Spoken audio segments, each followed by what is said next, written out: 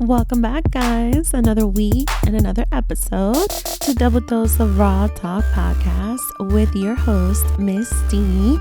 And you are in for a ride with a very deep and intense episode about, I'll let you listen in. Enjoy.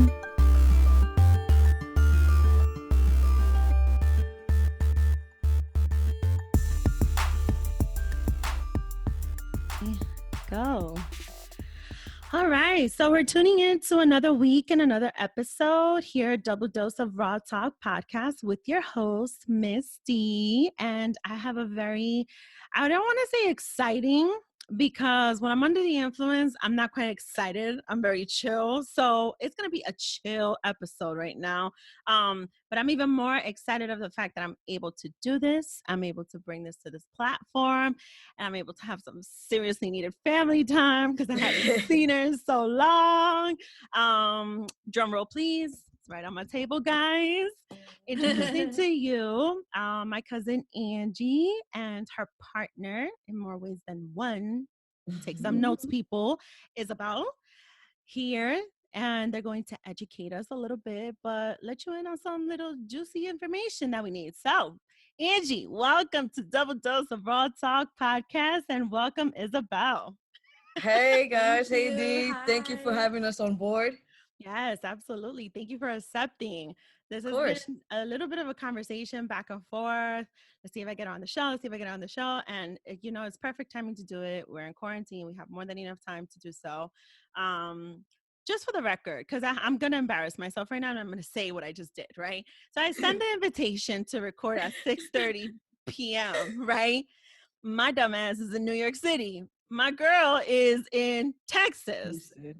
So in Houston, we're talking H-Town here. So what's the difference right now in the hours? What time is it over there? Just 1 hour. It's an hour. I think New York's an hour ahead of us. Okay, so I Yeah. did not specify, guys. I did not specify at what time. And so we did a major scrambling just now to get this recording started, but we're here and it is starting. So there is an excellent reason to why we have you guys here on the show. Angie, Isabel, I would like for you guys to share with me a little bit, just some info on what your background is. Obviously, we just established I am family with Angie. We are cousins. But Angie does have a very interesting story. And of course, the story continues in partnership with Isabel. So tell me a little bit about yourself. I want my listeners to get to know you and know who you guys are and what you guys are bringing to the table today. Awesome. So I'm Angie. I am 30 years old, even though I refuse to believe I'm 30. I still think I'm 27. My dad still thinks I'm 27, so I just roll with that. Obviously Ecuadorian. Lived in New York most of my life, moved to Texas. So I have I'm a lesbian, so I am also a part of the LGBTQA community.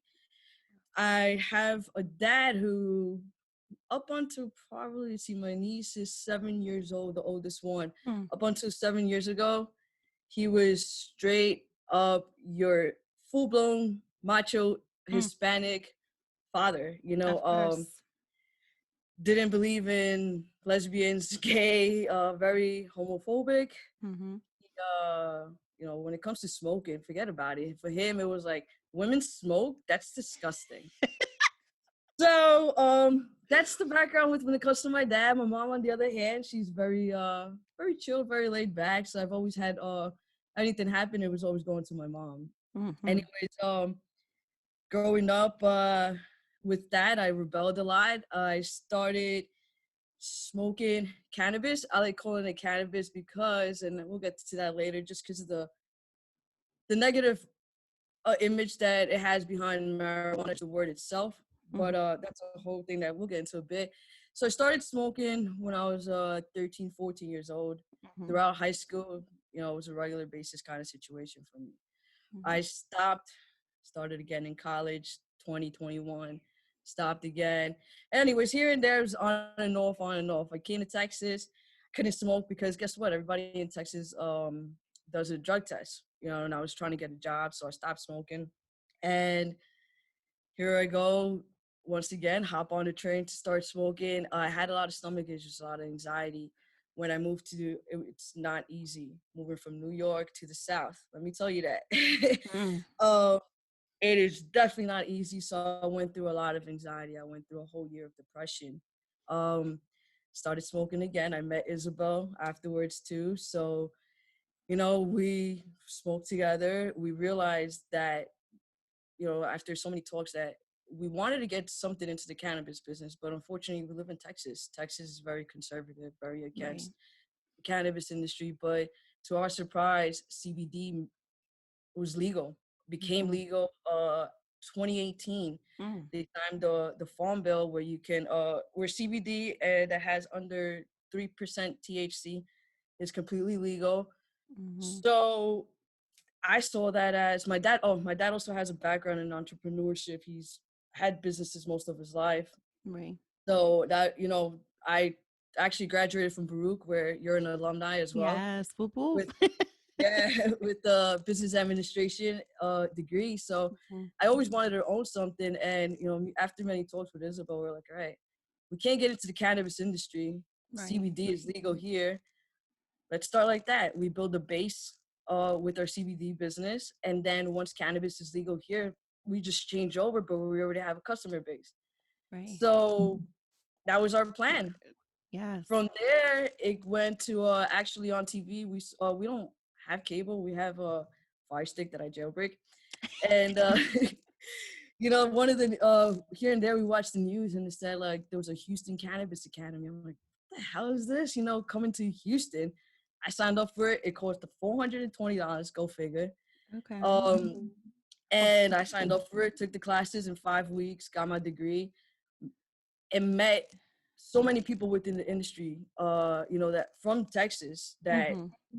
wanted to legalize this. Mm-hmm. A lot of them are actually minorities. A lot of our Hispanics or African Americans. There was probably one or two Caucasian person in the academy, Okay. which kind of surprised me because in Texas, everybody just wants to. I have money and I want to invest in this. Right. So yeah, so that's how basically the Budegas dream started. I took the school, and then within the time that I took the school, I actually had our first trip planned to California. Nice. So we've never been to California. I never been to a legal state. She's never been to a legal state. So it was Nice. amazing because I mean, we dropped so much money into dispensaries. It was freaking ridiculous. But we enjoyed the hell out of everything. Like right now, I look at the videos of California. I'm like, I just want to get this lifted and go back to California. Right. Right. But yeah, that's how that's how Bodegas basically started. We knew we wanted to be in the industry. This was our step in. I wanted to being from New York. I'm a proud New Yorker. I love New York. I was like, I have to combine it with New York. So, Knowledge. that's how basically we were like, all right, what are we thinking about? So I'm thinking, okay, bodega. I was like, oh, I've always had a quarter bodega, always. Yeah. Where do we go from here? So she's like, well, we can change it around. And then here comes bodega. So it's BUD, bud, in slang, and then gas. Everybody's like, oh, I got the gas, Everybody knows it's good. So, I Mm-hmm. mean, it was a no-brainer, and that's how the Bodegas brand came up. Yes. So, in short, 30 years old, smoker since I was 13. Um, Now more of a medicinal use rather than recreational because I Right. have anxiety, I have depression, I have a gastritis. I can't take any pills because of so many pills that I've taken because of the pains that I've had. Right. And smoking is the one thing that helps, whether it's CBD, whether it's cannabis, or a mixture of both. It's the only thing that helps me. Right. Right. Right. Right. And yeah, and I also met Isabel here in Texas. So we've been together going on what, 4 years, I 4 believe. years. Beautiful. I love it. I mean, I see like how your relationship is, and I love it even more. For those who have listened into all the episodes, I'm all about partnership.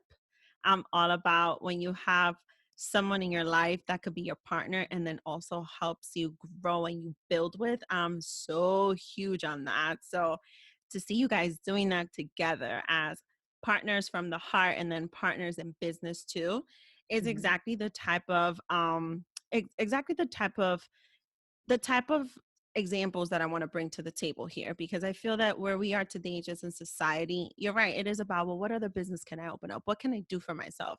How do I make something grow? Like, we're talking about people who are educated. Sure, we have our credentials. Sure, we have our education, but does it stop there? No. So we're doing other things for ourselves, something that we call ourselves a business, something that we see as a dream that we want to pursue and make come true. And so to see you guys do it together, and it's something you guys are so passionate about, is absolutely beautiful. So I'm very excited for you, Angie, and for Isabel too. I definitely want to know a little bit more on your background too, and how your interest has grown with the CBD as well. For sure. I'm homegrown. I'm from Houston, Texas. Mexican American. My mom is from Mexico, so I'm first generation on her side. And I'm proud. I support my Mexican American community very strongly, my Latino community, my roots. I'm a big country girl too, you know, being from Texas, just a part of us. And so, yeah, I grew up here. Actually, I was raised very religious. My mom's very strict Pentecostal. So I was raised by the book. Just me, her, and my brothers, just always us three. My dad passed away when we were little, so she just dedicated herself to her church and her church family. And so as I grew older, you know, life changes, life happens. You know what I mean? I had to see who I was, and you know, I left the church to find my, you know, pretty much I knew who I was. So I was like, okay, well, I don't feel the same as my other girlfriends, you know what I mean? I don't see life the way that they do, or the way they look at boys, and felt the, you know, and all that stuff. So I was like, definitely, for sure, I'm pretty much gay, and all my friends knew it except for me. It's always like that. I was the last to like come out and, like, you know what I mean, and say anything. I don't think I ever really did come out. You know what I mean? It was kind of like, oh, you know, here's a new girlfriend, or here's somebody I'm with. You know, it kind of just came out like that. And yeah, and so I came out actually. My mom caught me smoking, and then I think I came out within the same year to her. So it was a lot for her. Oh, okay. Oh, that's interesting. It was a lot. You know, she's being from a religious background. She was not approving. She has had a very hard time. It has been very difficult because I'm her only daughter, and we were best friends, you know what I mean? And then coming out and me smoking, you know what I mean? Was very life-changing for us. But it's okay, and she's more understanding and supportive now. We've come a long way, and I'm so grateful for that. So yeah, it's definitely my story on coming out is a lot different. I don't have the accepting story. I had that story of get out of my house. You know what I mean? You're no longer welcome here. What is the family gonna think of you? What are people gonna think of you? But for that, you know what I mean, and other stuff that's gone on in my life, I ended up having PTSD, and you know what I mean, I found myself really having emotional problems, and you know what I mean, I needed to figure out. I started therapy, and you know, got diagnosed with anxiety, depression, and PTSD, and I needed something to help me out. You know what I mean? I didn't want to be on medication so much. And this was around the time I met Angie. So yeah, she has been a really good support, because we would talk about everything, and I'd be like, I need to, you know, I don't want to be on medication. You know what I mean? I've always been a little just iffy taboo about that. You know what I mean? Constantly giving you the little pill that, you know what I mean, it's gonna like make you feel different. No, I wanted something more natural, more organic, and that's kind of where CBD came into. And you know what I mean? And you know, the fact that you don't have to get the psychoactive high from THC so much. You know what I mean? You can just, it relaxes you. I can calm down and go about my day. I was just feeling so much anxiety of work and life and stuff like that, the life pressures that you go through. And cannabis has definitely helped me with this. The tinctures, you know what I mean? Being able to like take little daily dosage throughout the days, figuring out my milligram, what works for me. As I figured out for myself, you know what I mean? I feel like, okay, you know, let me share with others what helped me. And that's kind of where we started really getting into this. And we found the cannabis college, and I was like, Angie, do it. You know what I mean? Yeah. Yeah, we were debating who's gonna do it. Yeah, and then I'm like, I can't even look at it like a video longer than a minute. I was like, my attention span cuts at 30 seconds, and she's like, well, mine can go a little bit longer. And then she's like, yeah, but I can't sit there. And I'm like, I probably could do it. I was like, all right, I'll do it. Yeah. Yeah. That was a big debate. Yeah. I mean, that her getting educated, you know, I had been educating myself on cannabis. You know what I mean? It's something that as a teenager I did, but I feel like we both kind of do. You research what you put into your body, you know what I mean? And we definitely did. We've just started doing a lot more research on the benefits of cannabis. It is more than just weed. And you know what I mean? And being that whole stigma, and that's what we agreed that, you know what, we can help people with this. And we can stigma, and why not people start with our own communities, the Latino community, and of course the LGBT community, like you know, where we're from, what we're a part, and why not start with them. So it's definitely a dream that we're both fulfilling together. It is a partnership. It's a lot of work. Yeah, absolutely. Yeah, it does. And I love seeing how like you guys are just like smiling and glowing, just like talking about it. And that's what really shows like your passion behind this. And I'm so happy you actually mentioned that, you know, about the weed. And it's a perfect segue into my segment of As Raw as It Gets. And so this segment is where we discuss any controversies, anything that we see on the news, any cultural issues, or shit we see even on social media, right? And so I'm giving the title to this segment, ¿Qué es el CBD? And I am giving it that title in Spanish. For those who need translation, it is what is CBD? But I had to say it that way. And the reason why is because that's exactly how our parents would say it, right, Angie? ¿Qué es el CBD? Right? ¿Qué es eso? El CBD. That's exactly how they would say it, because the moment that they hear weed, it's bad. It's horrible. It's like the worst thing ever. You know what's actually funny? We were just discussing this Friday. Was it Friday that I went to my parents? So Friday I go see my parents. We're like an hour away from my parents. And you know, I used to smoke cigarettes since I was freaking 14 till I moved here. That was like 25. And I cut cold turkey. Like my dad hated it. When it was until 2015 that he actually found out, like officially I smoked cigarettes. You know, and I told him because I was freaking wasted, but regardless. So when I moved here, he asked me, "Oh, let me bum a cigarette, let me bum." Anyways, so he's proud that one, I quit cold turkey and that I don't smoke cigarettes anymore. You know, too. So on Friday, I had on the way there, I was smoking a joint. So I get there and we're talking face to face. And so, like, you know, when you smoke, it's still going to smell like some kind, it's not nicotine, but you can smell somebody that smokes, whether it's regular, you know, cannabis, whatever the case, or nicotine. He's like, "Fumastes?" You know, he's like, "Did you smoke?" I'm like, "No." and then my mom, so he leaves, and my mom's like, in Spanish, she's like, "Well, you know, I'm saying the English version." She's like, "You need to tell him that you smoked a joint before you came." Because you just don't lie to him. He already knows you smoke. You know, he's like, he already knows. She's like, just don't lie to him, because then he gets mad. So I'm like, Isabel, so it's perfectly normal for me to be like, "Hey, yeah, I did smoke a joint before I came here. It's cool, man." But yeah, they're like super cool about it. But yeah, that's what we'll get into, I guess, right now. Yeah. So my interest in this is actually, I love that it's actually cool now, because it's funny you say that. My mom saw me eating a cookie about a week and a half ago. And first of all, dumb shit I did. I was drinking wine and I had a whole fucking cookie by my damn self. So I was out of it.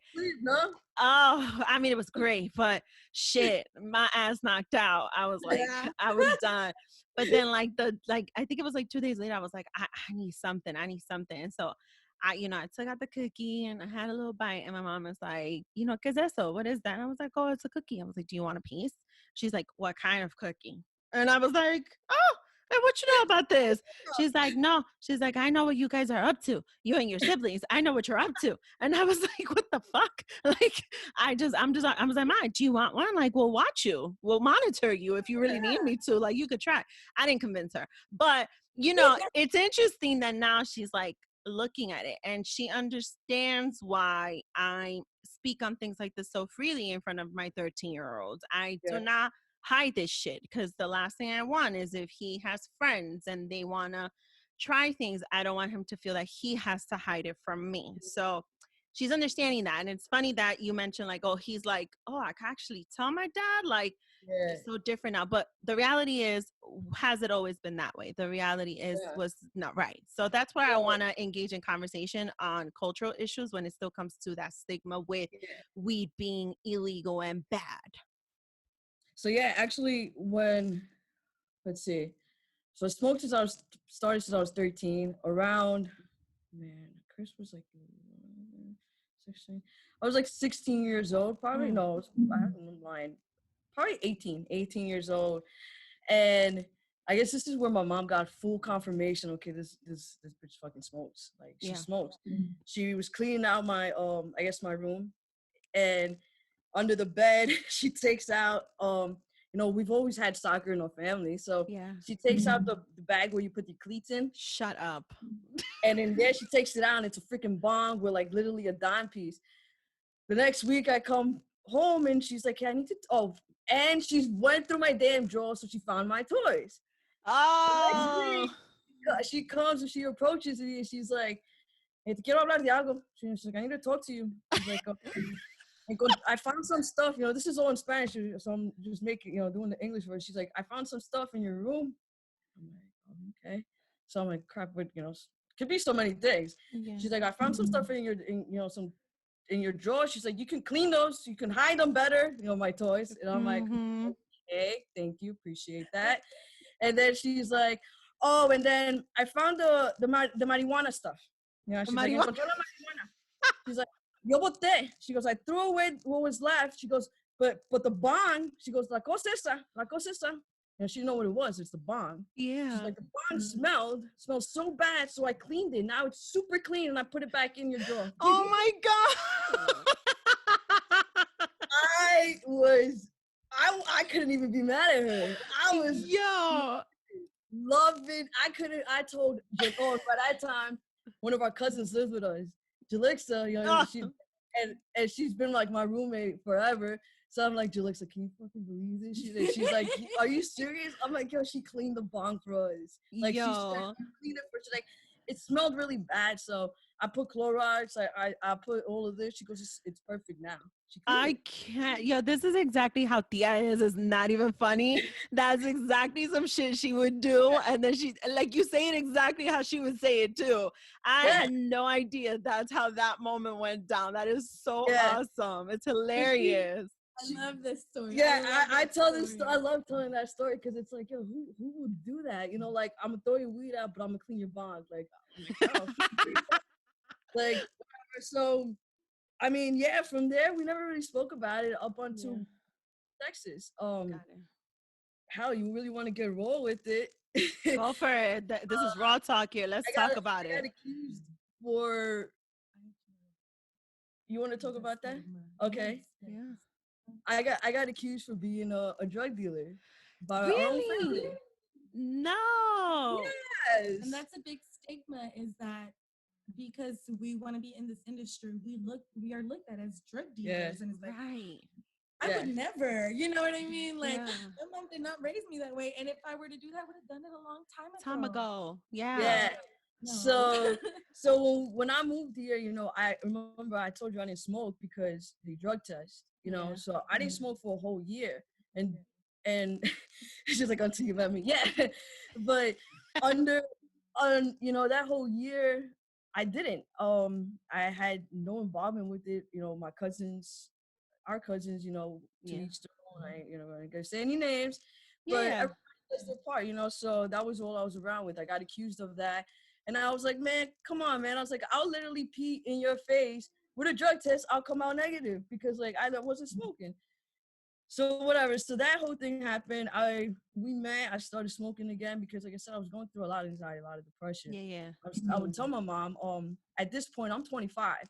I already lived on my own for like the second time. So me and my parents had a whole different relationship. You know, the whole macho strictness went away because they're like, all right, this bitch did it on her own for like a year and a half in New York. She good. Like, we don't need to tell her anything. Yeah. You know, because don't get me wrong, I was 25, but I lived under their house. 10 We o'clock, I can't had do to be shit. home. Right. You know, it didn't, oh, you going out this week, that means you ain't going out next week. Like, Right. it didn't matter. I mean, to this day, like, he'll on lockdown 2 weeks ago, we go there and we're like, oh, hey, we're gonna go visit Lorena. I gotta go drop some CBD samples, right? Yeah. It's like, no puedes ir. You can't go out. She's like, it's lockdown. And I'm like, Ma, it's curfew. I'm like, Ma, it's 9 p.m. Curfew's at 11. She's like, no. Don't matter. Dude, we're 30 years old. Yeah. Yeah. We didn't go anywhere. We were home. So, you know, so that's the whole thing. It was good that my parents already, by the time I was 25, they already evolved on their own. And part of their evolution on not being so strict, Yeah. I say it's because they had grandkids. Oh, yes. You know, I think my nieces brought them, you know, my dad's a softie now. Like, the guy cries like every minute of the freaking, like, you know, he hugs you, he tells you he loves you now. It's pretty awesome. It's weird sometimes, but it's awesome. Yeah. So yeah, by the time I hit them, probably let me see, that was 2018, because I have the certificates right behind me. Yeah. So in 2018, you know, me and Isabel, I was like, Isabel, I want to do something. You know, that's when our talk started. Yeah. He's like, well, bring it up to your dad, because technically my dad is kind of like, you know, he's been in so many businesses. So I was like, this is who I need to go to, you know, if I want to open something up. And plus he has the pockets, you know, that's my bank right there. Right. So, and, you know, he'll be an investor. So I was like, hey, Dad, she didn't come with me that one time, because on Sundays we split our time up. She goes with her mom, I go with my parents. Okay. Or, you know, whatever the case may be. So I had dinner with my parents, and we were eating crawfish, the three of us, drinking some beers. And I was like, hey, I was like, you know, since I went to school for cannabis, I was like, what do you guys think about, you know, having a business in CBD? Mm-hmm. Like, ¿qué es el CBD? You know, so there you go. So I started explaining to them. I literally bring out my phone. I'm showing to them, you know, in Spanish, because I'm not gonna tell them in English. You know, show them any graphics in English. So I'm explaining to them to the best of my ability, because sometimes it's hard for me to talk, you know, in Spanish. That is my native language. I was actually born in Ecuador. Yeah. So yeah, it's still hard because I talk a lot of English. You know, that's now my primarily anyway. So they were like, wait, it doesn't get you high. And I'm like, no, it doesn't get you high. I was like, Ma, because my mother, she's the one that has the gastritis too.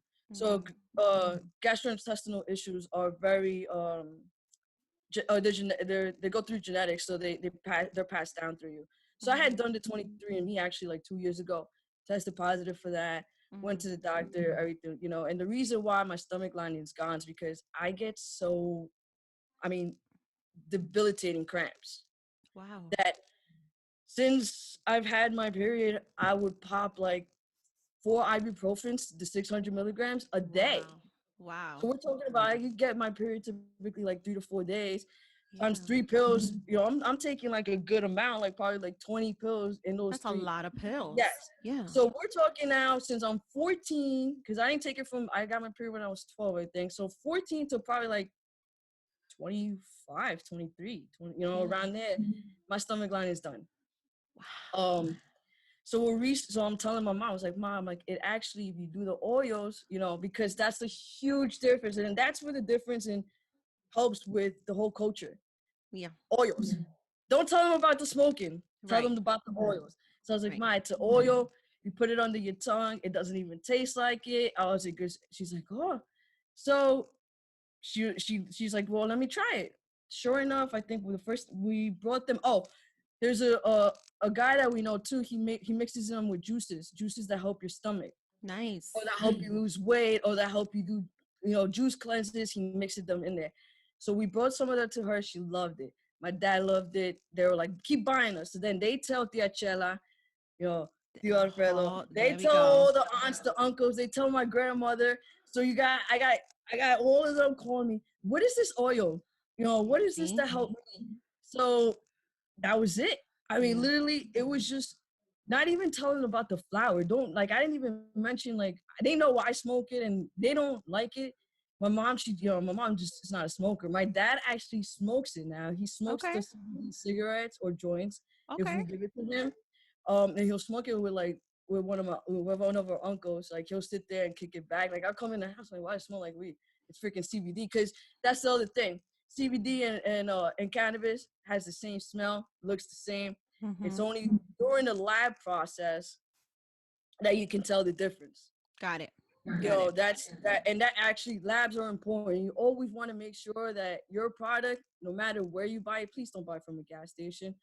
Um, seriously, please. You want to make sure that it always has a lab associated to it, and that the lab is legit. You know, do your research. Right.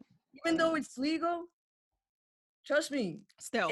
it still can have other chemicals, other things that's not supposed to be in it. So you always want to do your research on that. But yeah, that's how it started with my parents. I mean, like, to the point that Friday, my mom was just like, yeah, just tell him you were smoking a joint before you got here. You Right. know, the other Right. day, she got into my car always smells, and she's like, she sees our what is it, the cigarette, the ashtray, Uh-huh. and she sees it with all the buds, you know, like the roaches, what we Mm-hmm. call it. And it's just basically the tip and a little bit of, you know, bud left that you can't just, you know, smoke it. And we save it because when we run out, like crackheads, we're here over here. You know, we sit all together. So she's like, why don't you throw that away? That's why your car smells. And I'm like, no, Ma. That's She got the lesson about what a roach meant. I was like, no, Ma, because what you do is you oh. like these. And then I was like, when you don't have enough, I was like, you make one whole thing. She's like, oh, okay. And you There you go. educated her. Look at that. Yeah, no, we're always, you know, Thanksgiving, we brought some edibles. We made some. She was Yes. eating it.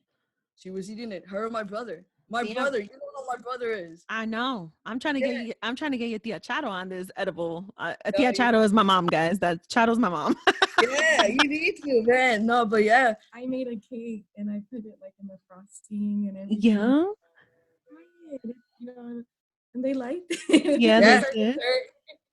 for Thanksgiving. I love that her family and her mom is so open about it. Like, Yeah. mom really isn't. I can't be open with her about that. Okay. Um, so being able to have Angie's mom so comfortable, it's very refreshing, Okay. very relieving to have her mom so just supportive. And you know, I mean, we try to educate, you know, her parents as much as possible. So yeah, and they educate the rest of the family. Family. Mm-hmm. You know, and what we have common is that, you know, we want to help them feel better. You know what I mean? And that's eventually how I broke it down to my mom. My mom, she was like, I was like, we're working on something. We're working on something. And she was like, what What is is it it? that you're working on? And I finally was like, well, I'm working with CBD. And she's like, I've been hearing a lot about this CBD stuff. She's like, you know, she's like, well, what is it? Guess, Guess. Yeah. you know, dime.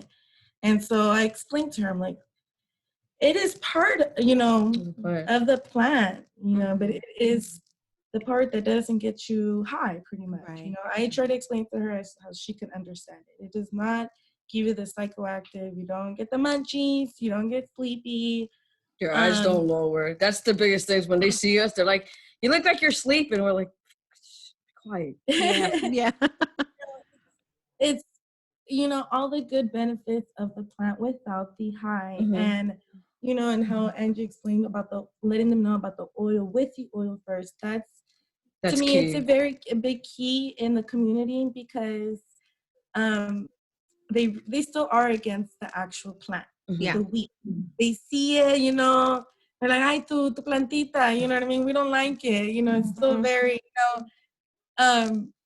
you know, some grandmas enjoy it, some abuelitas do like it, and that's, you know, awesome. But to get them started, it's very good to introduce them to the oils, the balms, the salves, and that's how I introduced it to my mom. My mom is diabetic, and she struggles a lot with the varicose veins. Okay.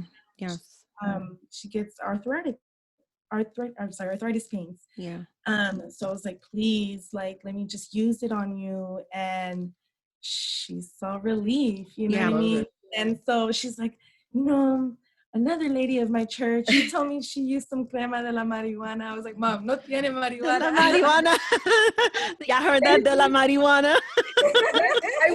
I wish that there was like another word for it, because one of the biggest things that like you go into any cannabis school, because I've also signed up for one online that's free during this time. It's literally the same thing that I took, but just another company, I guess.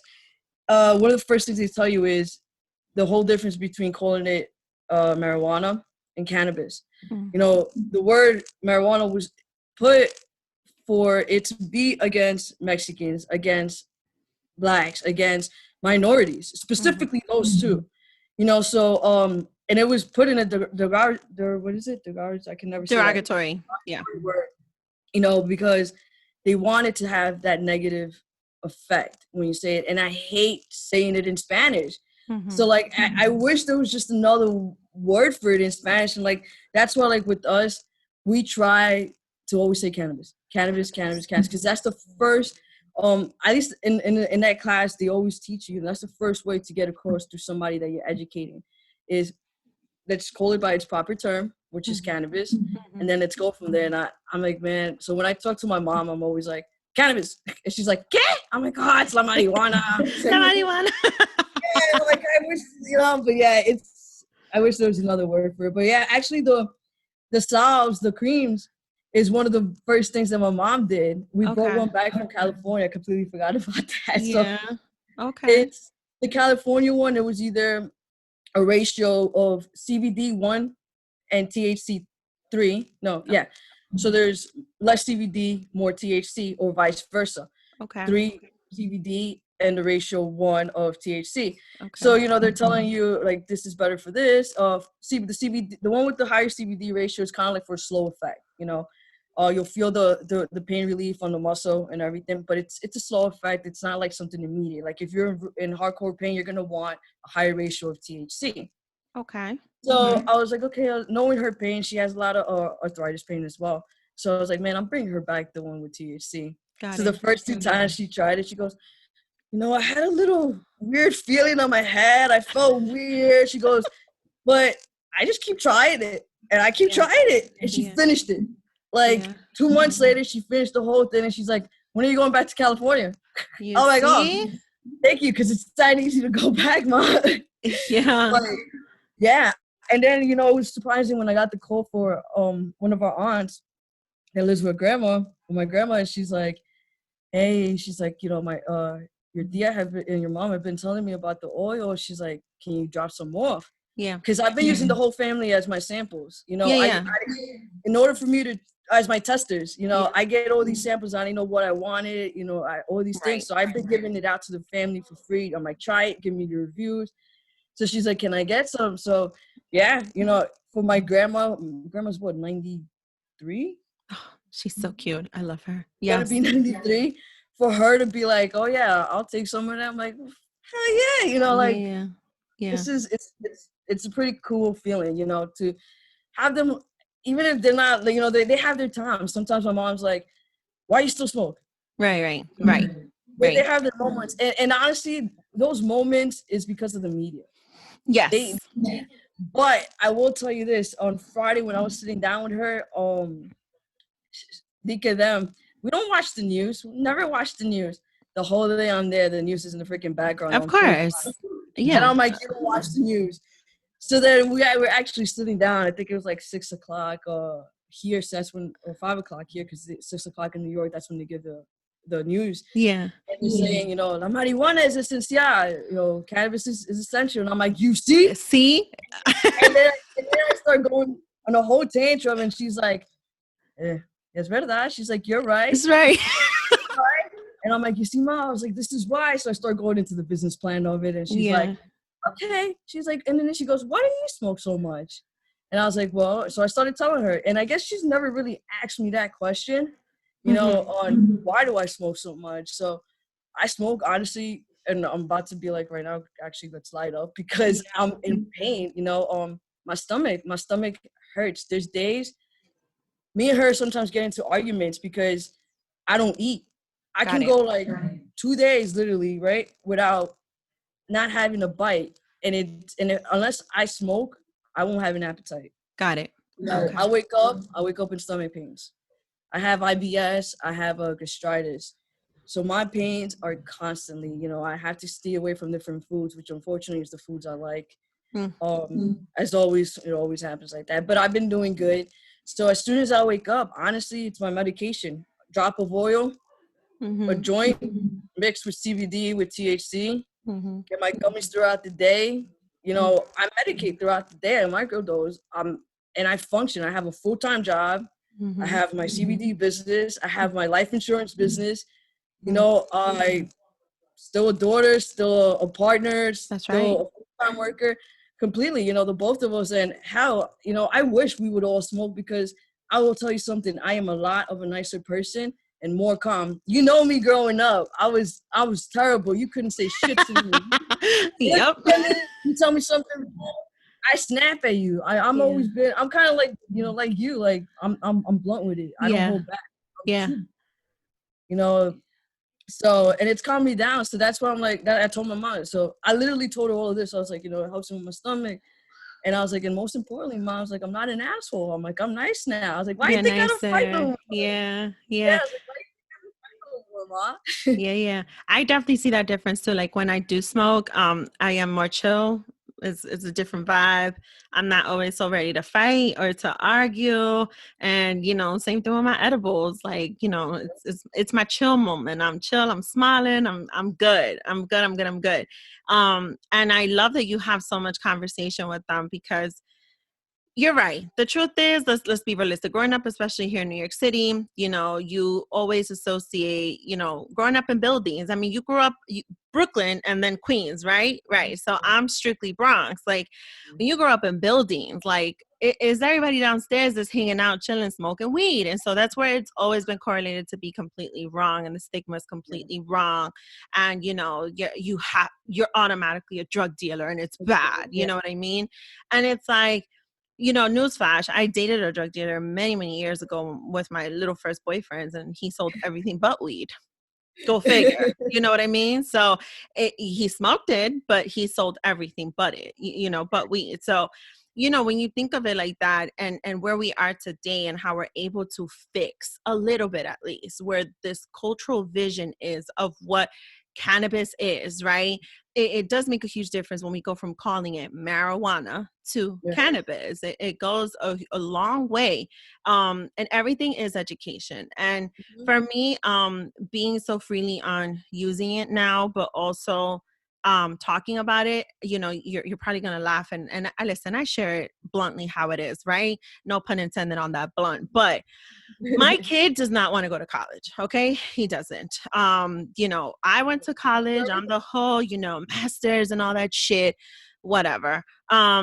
But he doesn't want to go. He actually wants to figure out a million ways to start a business. Right. And so, the internet is a savage. He goes on it. He Googles shit by himself. He sees different things. He's an asthmatic. And so he hates taking his pumps. Luckily, his regimen has evolved where he doesn't really need to take it. But in researching a lot of shit, he's come across, oh, Mom, weed helps. Oh, Mom, CBD helps. Like, is it legal here? Like, where is it legal? Where is it illegal? Like, he can't wait for the date that it's legal in New York City. He sees it as a way of, maybe if I use that, that'll completely help me. He actually sees it from that angle. He actually sees it from that. This kid is only 13. And he sees it as an opportunity. Like, if I have a business with this shit, I don't have to go to college. And it's like, I feel him. I understand him 100%. Being a woman, Latinx woman, right? And, the pressures of family, the cultural factor, like, don't you dare touch that weed and go to school and graduate, right? And, feeling the pressure of being a young woman to have to do that, right? I broke all the fucking rules. I left at fucking 19 years. I did. I left at fucking 19 years old because I thought I was on some grown woman shit. I got married, had a kid. You know what I'm saying? Shortly after, I completed the whole cycle and got a divorce too. I did. I said, let me just do all of it at once. The whole cycle.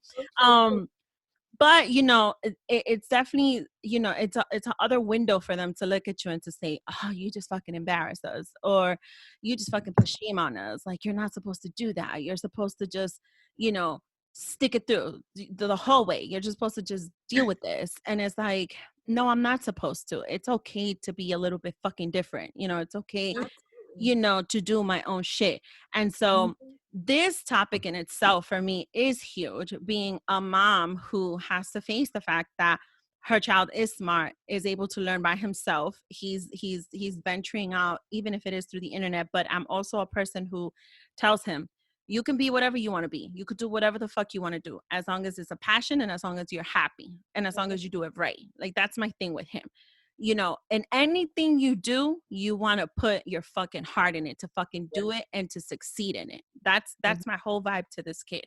So if for him it is that he wants to someday start a business with CBD or even a dispensary, who the fuck knows? You know what I mean? Like, it is what it is. I'm his number one supporter, and I'm always going to go, just like you said, I'm gonna go to dad because that could be an investor. You damn right I would invest in my own child and his own fucking business. I would fucking do it, because if that's what the fuck he wants to do and that's what makes him happy, then that's what we're gonna do. And you know, That's amazing. that's actually one of the reasons why, major reason why we started, was because, so, you know, back home in New York, my parents had a factory. They had a sweater making factory. They've had that for so many years. When overseas, specifically like Asia market took over and started doing everything cheaper, they had to shut down. Right. So they had to venture out. They had a trucking business where we delivered for like every entertainment artist. I mean, my brothers met Kanye, Bon Jovi. You know, I've seen All American Rejects. You know, during that time it was like crazy. So we've always had businesses in New York. Coming here to Texas, it was different. It's different, way different. New Yorkers, first of all, they're intimidated by us if they don't realize it, but they are definitely intimidated by us. Yeah. Especially work-wise, I think it's a whole different level. But it's been, I wouldn't say hard for us to get started here, because my brother has a moonwalk business. You know, we do party rentals. My dad still has his businesses in Ecuador. He has several over there. So, but we haven't physically been able to have something here in Texas, you know. And here I go. I am my dad's daughter. I mean, if I was a dude, this guy would probably be even happier. Yeah. But you know, I'm doing this because I want this to stay in our family. You know, after educating my parents, my brother educated him too, and my brother's always been kind of like my dad. We are 20, how many years apart? 12. Oh, sorry, 12 years apart. We were 12 years apart. So he was always more like a parent figure rather than a sibling to me. Not until now, we're more like, okay, siblings. Yeah. So educating him, and honestly, even like my nieces, I have a 4-year-old niece and a 7-year-old niece. They smell me all the time, and they're like, "You smell bad." I'm like, "It smells good. What are you talking about?" You know, or they'll come into the car. I have to air out the car before they come in. But most of the reasons because I wanted this to stay within our family. You know, we're probably gonna have a family eventually, so I wanted to stay. I wanted, you know, my goal is open up a dispensary and let it run through the family where I can have my nieces, you know, if they want to help out. I know the little one is, because she's just like me, like straight up, like she's mini Angie. You already know. Passionate, yes. That girl's gonna be like, "Yo, I got you in the bag," you know, like she'll be packing stuff up, and you know. So that was a major thing. We wanted to stay within the family. I wanted something that I can say, you know, I built it, and most importantly to educate, because you know, apart from our stomach, you know, our physical issues, mental health is another stigma in our culture. Absolutely. You know, I had really bad anxiety, terrible. Isabel, the same. The both, we were like two girls with freaking anxiety all the time, you know, like with depression. nobody talks about that. I put myself in therapy when I was 14 years old. My parents didn't want to put me in. I did it myself. I was like, okay, nope, Yeah. I'll go. You just sign the paperwork, whatever. But teaching them about that too, how it helps anxiety, and they see that, they're like, okay, well, you can calm down without you having to drink or without you having to do anything else, and take something organic. Go for it, So it's definitely like all of that is why we wanted to do it, and just for it to be in a family for my nieces.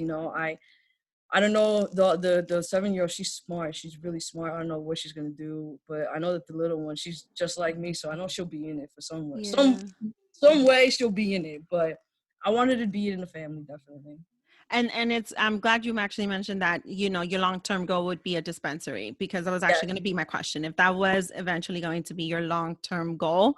So I'm happy to hear that that is exactly what it is. I'm going to assume that you're already doing your research on that, because well, we are actually, so with the whole virus situation, it's crazy how I'm also very religious, very spiritually. I like to say I'm I'm good vibes and bad energy, because I'm an asshole. I'm an asshole sometimes. So, and it's just the bad energy is within myself. I am my own worst enemy. So, with this going on, actually 2 weeks before lockdown, everything started on March 12th. So we left 2 weeks right before the whole virus came into the U.S. We had just came back from Florida from meeting our supplier, like our where we're getting everything from, our source. Right. And we've been in talks for, I guess, 6 months now, never met in person. And I get on the phone with him. We were talking about, what's next. And he's like, if you can hop on a flight to Florida right now, you'll meet everybody that's involved. He goes, and we'll get it rolling right now. And I'm like, well, here's the situation. I don't have the money for it, like the whole full capital. He's like, don't worry about that. We'll work this out. Well, we hopped on the freaking flight. We did it. We were like, all right, I don't care how much this costs. We're going. We went on. We were in, where were we? West Palm Beach. We were there for 4 days. Smoked a really good bud for free, so that was even great. Tried a lot of CBD products. We basically got our inventory. So coming back home, job-wise for me, my full-time job, it became a whole mess. So I'm not working. Isabel's been working from home. So Matt, he calls me, my supplier, and he's like, what's going on? I'm like, yo, I don't have a job. Like, what am I going to do? I was like, I need the CBD to get going right now. And he's like, perfect timing. He goes, because we can do this all from home. He goes, I can go to the lab. It's only me. I can do this by myself. He's like, what? He's like, can you get everything else done on your end? I'm like, hell yeah. Cause I minored in graphic design. So I have one of my close friends, he does our website. So I call him up and I'm like, look, we're getting this rolling right now. So we've been doing it probably since then, and our product should be available in a couple of weeks. Oh, I'm trying like, this shit. Hell yeah. I'm coming on board. I'm trying this. We'll send you some stuff. It was literally so unexpected because, like I said, we didn't have the full funding, right? And I wasn't ready to go into the business without the full funding, right? But he gave us our options. We made it work out. So then from there, I started thinking. I go back to my professor because I have a good relationship with the professor from the academy. I'm like, hey, what licenses do I need to do to take out the legal side of my business? Be able to sell online, but legal cannabis to legal states. Like, all you need is a freaking page on your website. Huh. Perfect. I called up my supplier and I was like, look, I just found this out. He's like, yeah, I could have told you that. He goes, why didn't you ask me? I was like, all right. So that's our next step. We are actually probably going to be at the same time dropping CBD wellness, the Budegas wellness. Yeah. We don't have the cannabis line yet. It's going to be Budegas something. Okay. But it'll be ready, available for legal states, where you basically go onto our site, click on, I don't know how he's going to set it up yet, but it'll be like very visible, where it'll be like legal states only. Got it. Put in the state that you're in, you have options, you know, California, I think it's like Illinois, Nevada, I don't know where else off the top of my head right now. So you put your age, confirm all of that, and we'll ship it out to you, legal cannabis. So Perfect. it's unexpected that during this whole virus, you know, this happened, but Right. I'm excited. We're super excited because everybody needs it right now. You know, Yeah. we've been having people like, hey, where's your stuff? I need your stuff. Can you send me something? You know, my dog needs it. I literally had a friend who was like, hey, my dog needs it. I give him like my CBD stuff. Right. And I was like, I'll send you a catalog right now. You know, I'll send you something right now. So it's been pretty cool that even though we're not out yet, I've had people, you know, reach out to me and say, hey, when are you, When is when are this? you having, when are you Yeah. having your products available? Because we need it. You know, right now, everybody's going through anxiety. Yeah. Everybody's going through depression, going through a lot of mental issues, you know, mental health problems. And it's a rough time. I mean, I can't say I've been dandy throughout this whole time. I've had my days, you know, literally Same. have my days where I'm like, I wake up, I'm ready to go. I'm like, I have this, let's do this. And then all of a sudden, I don't want to do Anything. anything. And then, you know, it's even with getting medicated, you know, every like we've been getting a little bit extra medicated sometimes, but this, you know, during this time because we're bored, you know. But it's something that I can't imagine not doing it, to be honest with you. Right. Right. I, And I'm glad you actually covered that piece of how with the whole pandemic, how this has impacted it, because I was actually on my list of questions, and ironically enough, it actually made it possible for you to guys, you know, plan even further to pursue this even further and make it grow. So I'm very happy to hear again that that's something that actually turned out to be on the positive side, because so much is being affected on the negative side. But in this case, for you guys with this business that you guys are venturing on, and soon it will be all over. Yeah, I'm going to tag everything in the description so y'all can follow everything. You know, it's great to hear that it has not been put to a stop, and it has not held you guys back. And I'm very, very happy for you guys when it comes to this business side of it, and how you've been able to overcome and educate the family culturally. I'm sure our culture is not the only one that deals with that. I'm sure there are plenty of other cultures, you know, other demographic groups too, who deal with the whole, oh no, you know, what is it, you know, is the CBD, or don't talk about the marijuana, you know, and it is important, you know, the fact is, this is also something that, in my opinion, I would love to see it completely legal all over the fucking country, and let's I just think get this shit everybody will get going. along. Yes, I would like to see that happen. I think it's a great business opportunity for a lot of people. So why the fuck not? Might as well. And not only that, sorry, No, but go not ahead. only that, like for us, one of our biggest things too is, you know, I have a lot of friends that are very vocal about racism, about, you know, what's the other word? Privilege. Mm, mm. And they've asked me, what's your thoughts on, you know, a lot of people still being incarcerated for Talk this? about it, Angie. Talk about it. And people, you know, and they're like, and then here you know, not you, but you know, other people, specifically white people, you know, they're like, come, and they're like, oh no, we're gonna own all the businesses, we're gonna own all of this. And she's like, what are your thoughts? And I'm like, well, my thoughts, to be honest with you, it sucks. It's Yeah. unfair. What should be done is those people should be let go, first of all. Yeah. Not only that, but even given the opportunity to own a business within, because what sucks is that technically, when you're filling out the application for the licensing, so we just got ours actually in Texas because it was just opened up, I think, mid-March. And so as soon as they opened up for the licensing, it's either whether you're a grower for hemp, which is CBD, whether you're a hemp grower or a hemp handler, which, you know, just handling the CBD, which is what we signed up for, because we're not going to grow. It just takes too much out of us. And and all of Cheers. that. Cheers. So we got the license in, and the thing would be is like, you know, first of all, let go of all those people, let them out of jail and clear their freaking records, because they get out of jail, they're not going to be able to get into the industry. In order for you to get a license, any type of license, you have to have a clean record. Right.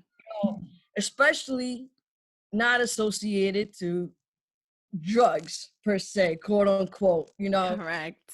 And it's like, all right, well, you're kind of like fucking us in the ass right here, buddy. Like, Yeah. and the worst part is not only that, but like I was telling my friend, and she's, like I said, she is huge. She's very outspoken on these kind of topics.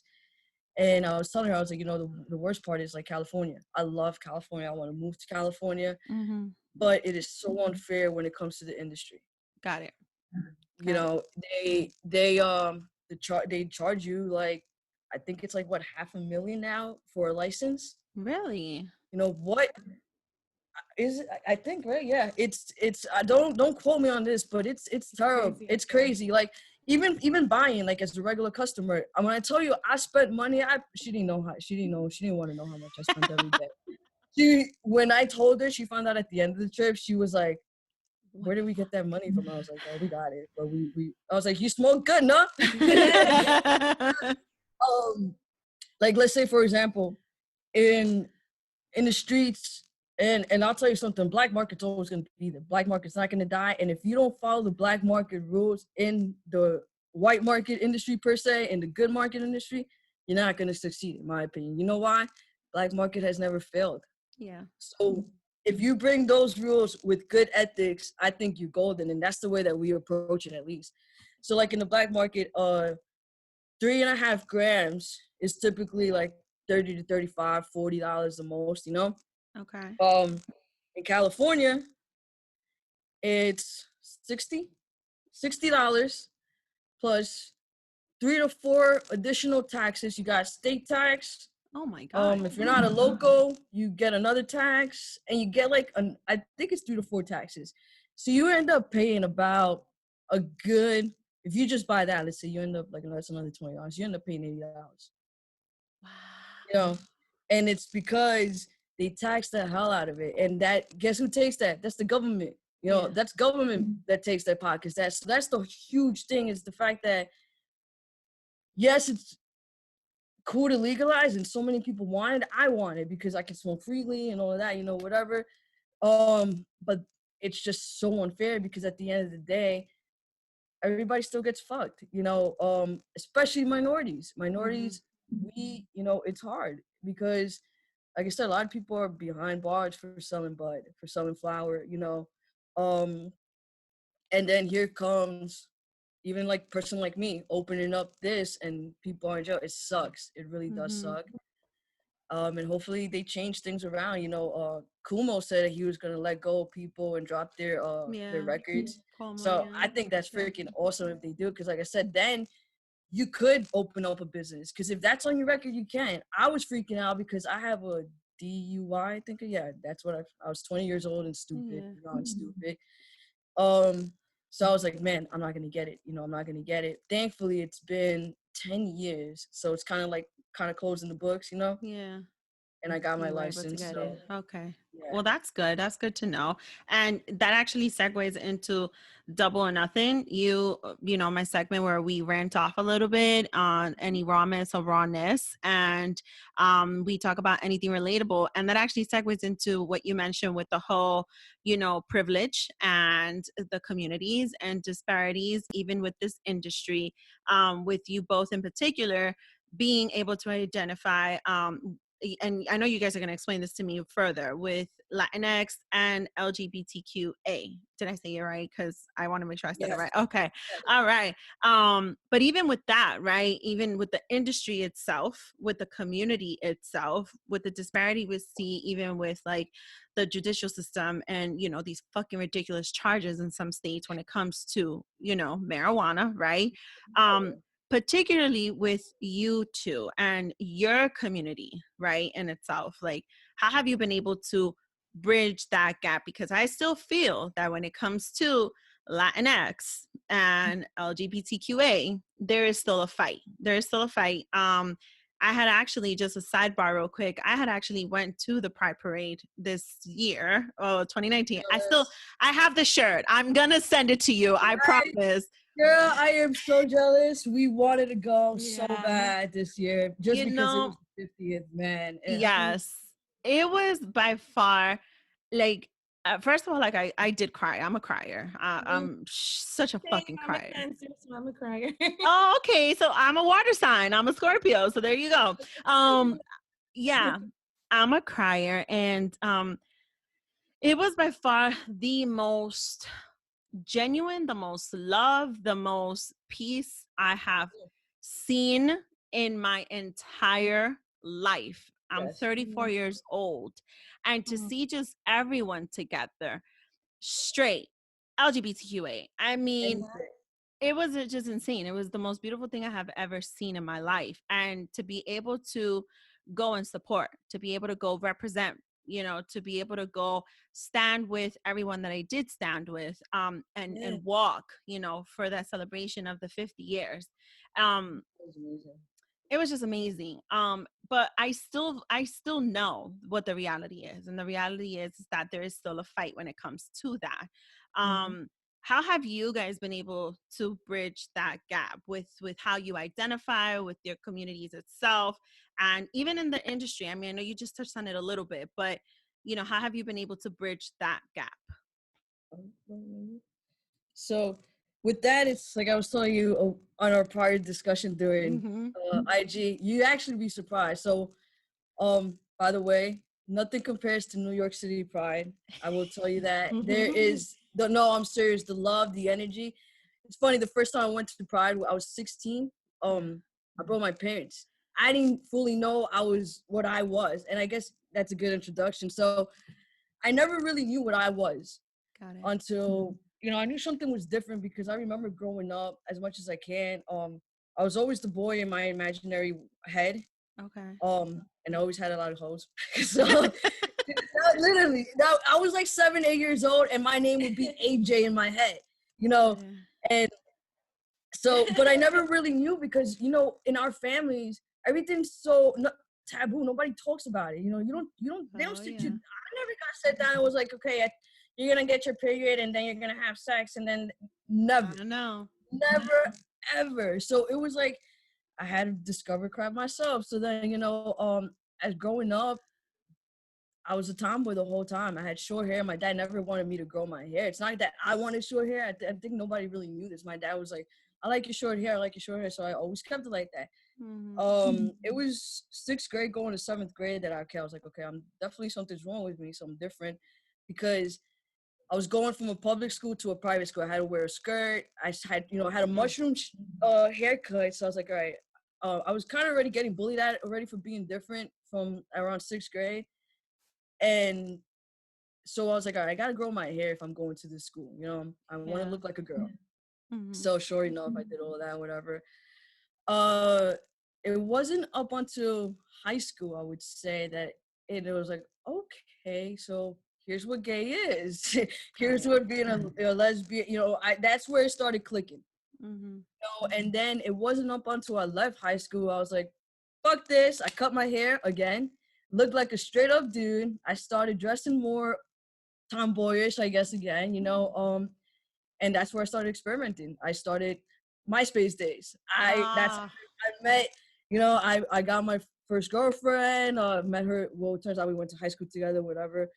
But then I figured out, I think I was 18 at this point. And I came to Texas. That's when I was coming back every summer, every time I had. And my whole family lives here. So I, unofficially came out. Everybody's like, yeah, bitch, we know you're gay. And I was like, what's up? I was like, just don't tell my dad. Just don't tell my dad. That was the biggest thing. Everybody knew I was gay except my dad. And everybody wouldn't dare to tell my dad because my dad. I'm to this day, he's a saint now, but I'm still terrified of him. Yeah, I hear But you. so then the whole time, so it's been different because, and this is why I told you, I think for this topic she's better off talking because I grew up way different when it came to the LGBTQA community and LatinX community. It's very different for me to use pronouns. I'm not used to that. I identify as lesbian. I've been officially out, I guess, to everyone as of 2 years ago because that's the only one that was left was my dad. Said it. And the way I came out to him was with a letter because I was terrified. Left the letter, I ran. He didn't call me till 2 days later, and he was like, "How can I not accept you?" You know, like he's like, "I am sorry that because of this situation is why we had so many issues growing up. You know, like he's like, I'm sorry that you had to hide. You had, you know, he felt like it was his fault, basically, that all the suffering that I, you know, grew up with and whatever, and having to live a double life and not having to live as who I was. Yeah. So I was very relieving, but it was different for me because I never really had gay friends. All my friends are straight. All my friends are white. I grew up in a white neighborhood. I grew up with the mafia, quote unquote, neighborhood. I grew up in Howard Beach. You know, literally, I probably have 1, 2, 3 now gay friends, and I think only 1 or 2 are lesbians. Okay. The 3 of them are guys. You know, 3, 4 of them. I went to maybe a couple gay, 2 or 3 gay bars back home in the village. I did attend, like I said, unexpectedly. I was like, I've always wanted to go to Pride. At 16 years old, I took my parents to Pride. They had no clue. I had no clue what I ran into. We loved it. They loved it. And ever since I was 16, I started going to Pride every year. My mom would call me and she'd be like, I know where you are. You're with those gays. I saw it on TV. And I would be like, and in the background would be like, ah! You know, like all of us just yelling. And she's like, ay! You know, like, yeah, it was terrible. It was like the worst thing for her. One time she got stuck on the west side, you know, because the party's on the west side. Because the parade, yeah. And that's how she found out the parade, because I told her I was going into the city. So her and my brother ended up on the freaking west side for something. And she's like, I know where you are. You know, and she calls me. She caught it. I was like, yeah. I was like, all right, lady. I was like, well, I'm going to have fun, though. Don't ruin my vibe. Hung up and showed up the next day. But that's besides it. But yeah, so for me, I'm kind of like, I don't like to say it, but in a way, kind of like your straightest lesbian in a way. Because like I said, I don't really have much experience. Never really had a group of friends that were, you know, the lesbians. All my friends are straight. Pronouns, something new to me. She's taught me. She the one that has woke my ass on stuff. I'll be honest with you. Okay. And like I said, even back home, all my friends were white. I don't like to think about race and stuff like that as being an issue, and I didn't really come to terms with that till recently. Okay. That, guess what? It really is an issue. Right. You know, I'm getting my ass woke little by little. So yeah, but when it comes to this topic, I guess, yeah, she's probably the best one for this. So with the LGBTQA, Isabel is more versed with it, correct? Yes. Okay.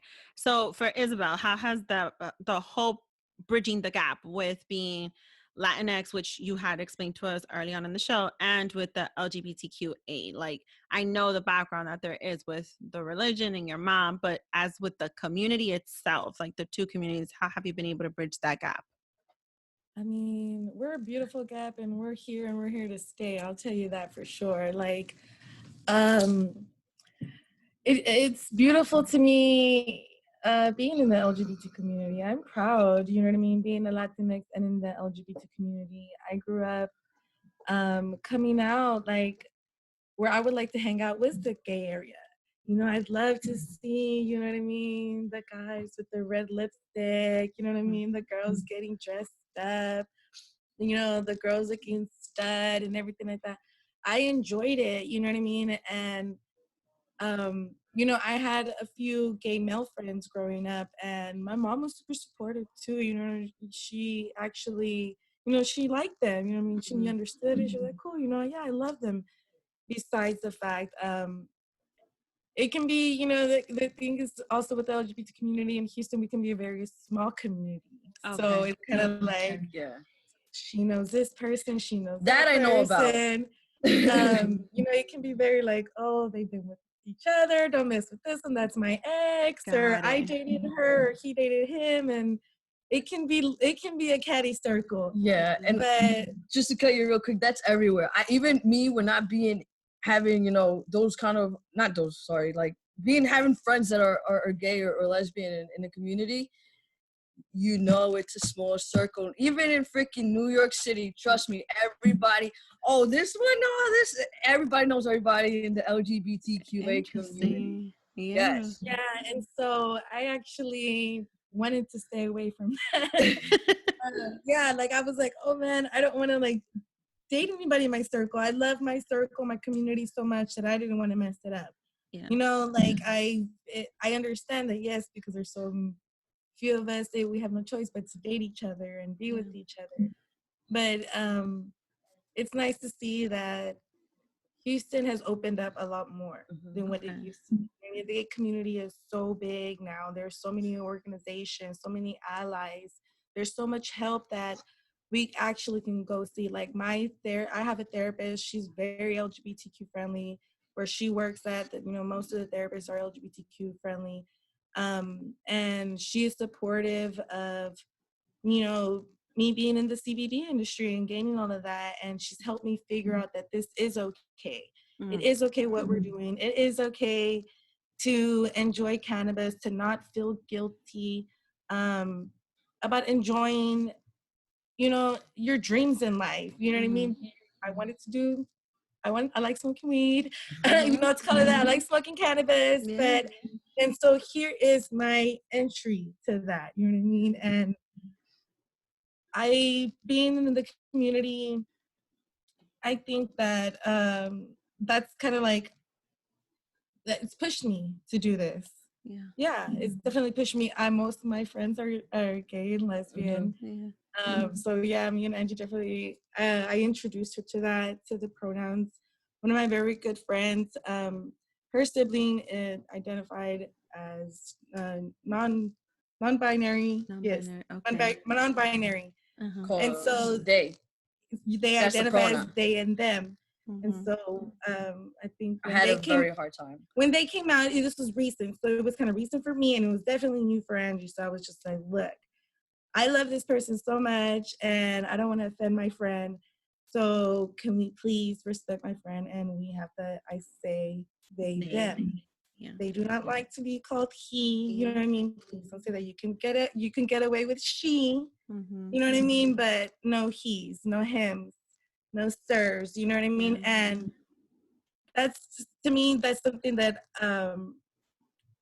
I'm really aware of when I meet people now. You know what I mean? I'm super aware of, nice to meet you, or, you know what I mean? I'm not like, hey girl, right away, unless I know that you identify as she, her. You know what I mean? And I'm like that. I know a lot of people aren't like that. But it comes with education. Letting people know, you know what I mean? This is who I am, and I'm here to stay. You know what I mean? I am a lesbian Mexican-American woman, and I'm working with cannabis and wet. You know what I mean? This is my superpower. What's yours? This is what I'm going to do. And I feel like that's how I bridge the gap with that. Starting in the beginning with my mom, yes, that was her fear. Her fear, is letting her daughter out into the world, or what are the people going to think, and what are they going to do to her? But honestly, I've been accepted. Going to the parades, oh my God, so much fun. Going to the gay clubs, having a good time. I've never had a problem with somebody else being negative towards me. I have had some, racist comments towards me and stuff like that. I have had to deal with that. Going out to a bar wearing a dress, and they're like, "Oh, where are you going to? A quinceañera?" You know what I mean? Or a friend of mine got called, like we were all together. Who's, oh, there goes the Marias. No, you know what I mean? Stuff like that. Like, so, and honestly, but those places I was at was kind of more conservative. You know what I mean? It was where straight conservative people were at. And I'm like, this is why I don't like going out. I prefer staying in my community, because I know this is not going to happen to me here. I feel safe and I feel secure. And I'm proud of that. I'm proud that I've been able to come together with both of my communities. Yes. That's definitely what I am wanted to bring into Budegas. I was like, I'm all about helping mi gente. We try to translate whatever we can. Being big on our community, the Latinx community, the LGBTQA community, absolutely. I'm proud of my rainbow flag. I guess I would say during my teenage years, of course, I started off as straight. I had boyfriend once upon a time. Okay. How you figure out what you like. It's hard to come by a golden lesbian. You barely. I think I've only met one. Have you met one? You know what a golden lesbian is? No, educate me on that because that's the So, first time I hear a that. golden lesbian is basically a girl that like a female that has not been with a male at all ever. Oh, You know? okay. A true real lesbian. Yeah. So it's a gold. I didn't even date her. I just knew who she was, but no, yeah, I never. I think we know of them. We know of them. We never. Actually, okay. That's interesting. That is interesting. Yeah. A golden lesbian. I like that. I like that name though, too. I'm not gonna lie.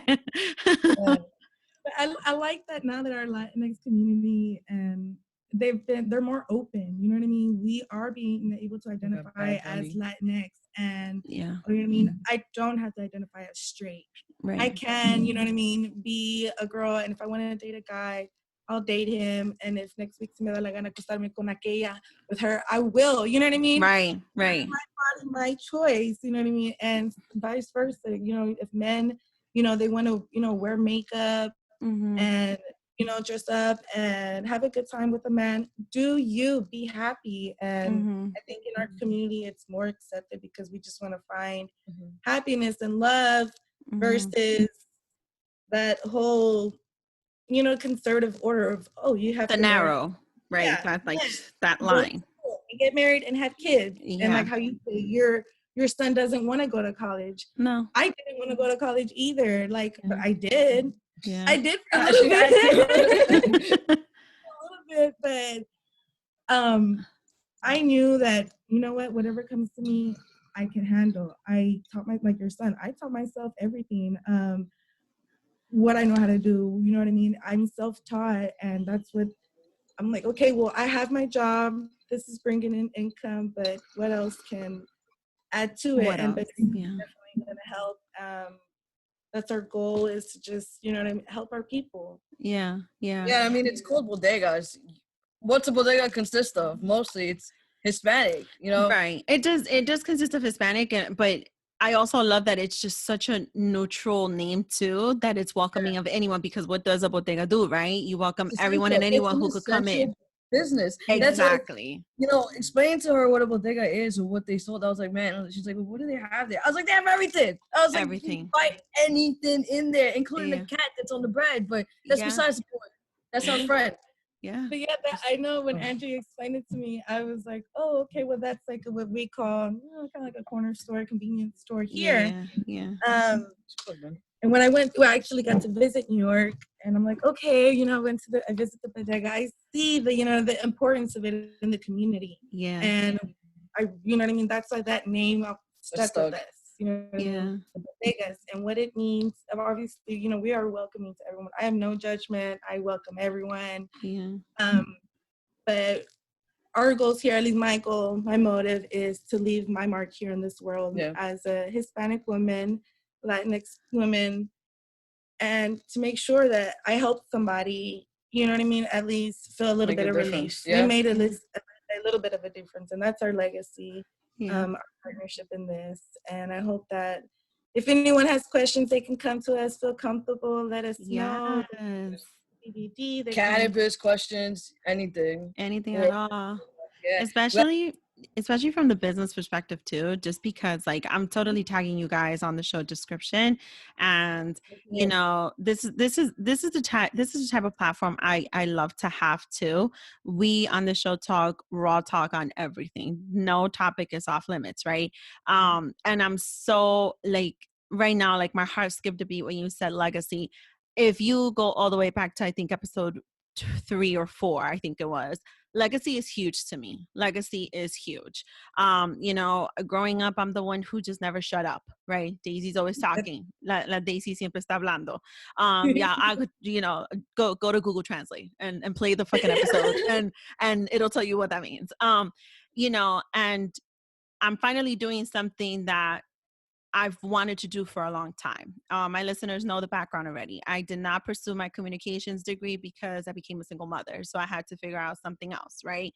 But this is finally my passion. This is something that I plan to do just like you guys. You know, there is a job, there is a career, but I can also do this. And Yeah. if my legacy is going to leave something, I want it to be that I'm not trying to make it, you know, on you know, the TV commercial of go listen to the podcast. No, that's not my ultimate goal. My ultimate goal is that whoever listens to me, I do make a difference. That is my ultimate goal. That is my legacy.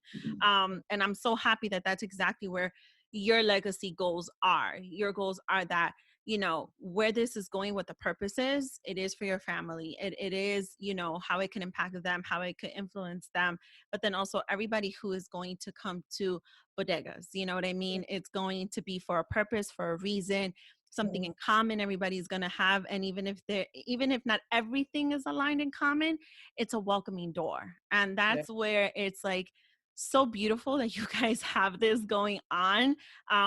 You know, me from this side, I've been doing my little research on your whole website, and you know, it's kind of like I have to bring them on the show. Like there's, you know, besides the fact that we're family, you know, it's just when you know people have something to offer, you have to give that table and that microphone for them to say it and for them to offer it too.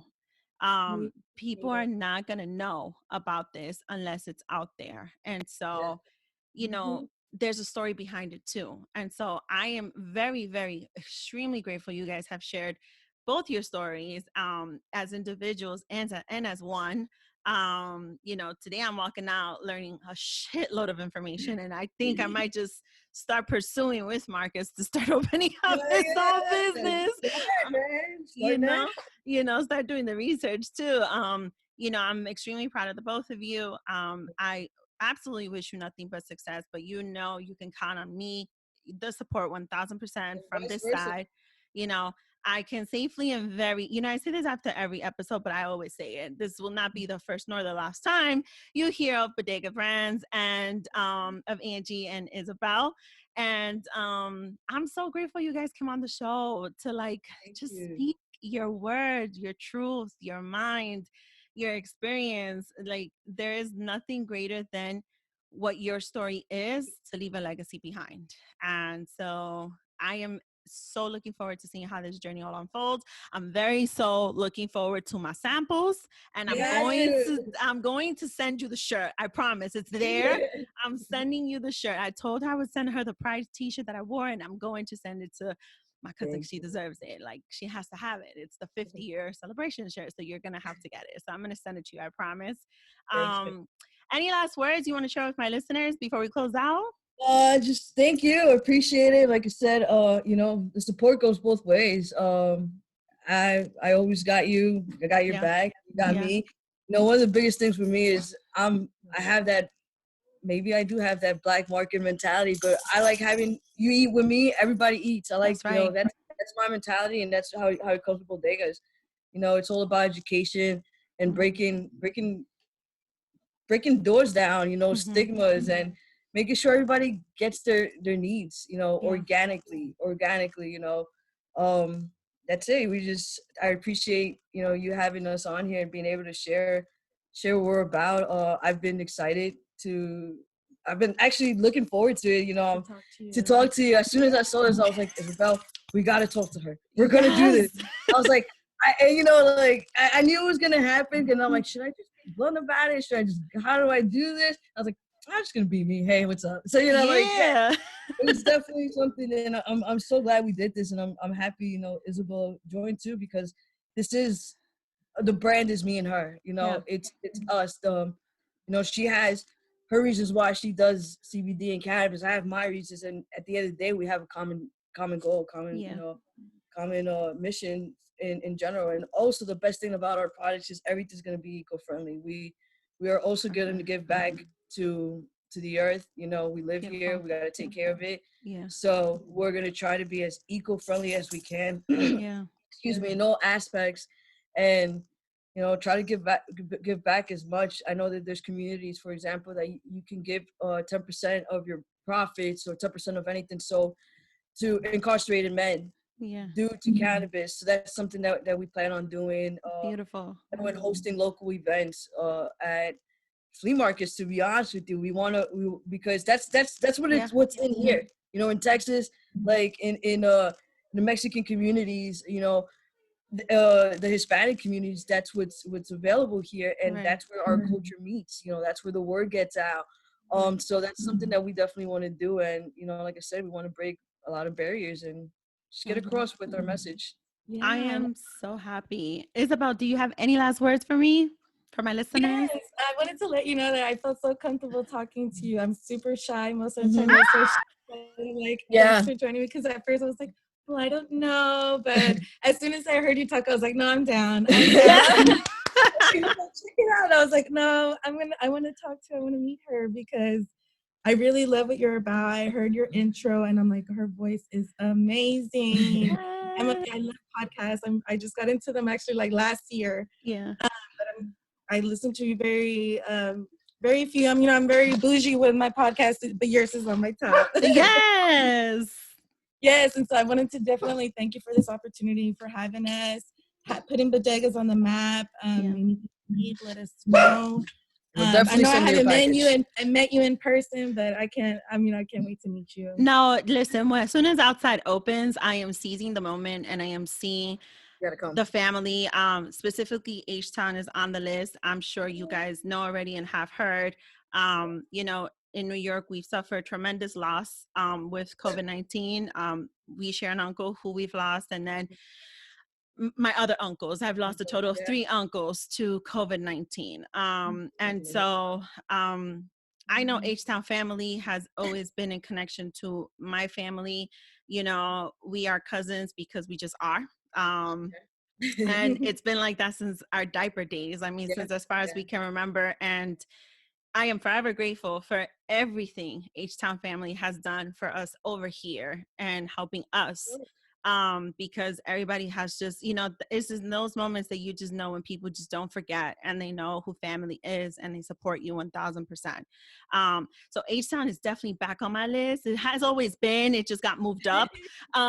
You know, I do want to go to the Georgia Aquarium. I have to. It's been on my bucket list for the longest. Yeah, I love it. I've seen this so many times on TV, but I'm definitely coming down there, and for sure. We'll love to meet you and see Angie again and the whole family again. And definitely come together. And yeah, this is just the beginning for you guys, for the both of us. Actually, it's the beginning still. We have a journey ahead, and I know there will be one day where you guys will come back on, and we're going to be able to look back on this and just see where the growth has gone. And I can't wait. It's going to be a celebration. It's going to be with samples. It's going to be a celebration. Yes, definitely, for sure. No, yeah. I can't wait for that. Yeah. So thank you so much again for joining us on this week's episode here, Double Dose of Raw Talk Podcast with your host, Miss D. Thank you for tuning in to this week's episode. And remember, if you are ready to launch your podcast or rebrand your current podcast, this is the time. Go to my show description, Idea to Launch Academy. There is a link right there for my code. Use it and get going. This is your moment. This is your chance. Go and start that podcast within 30 days. See you next week.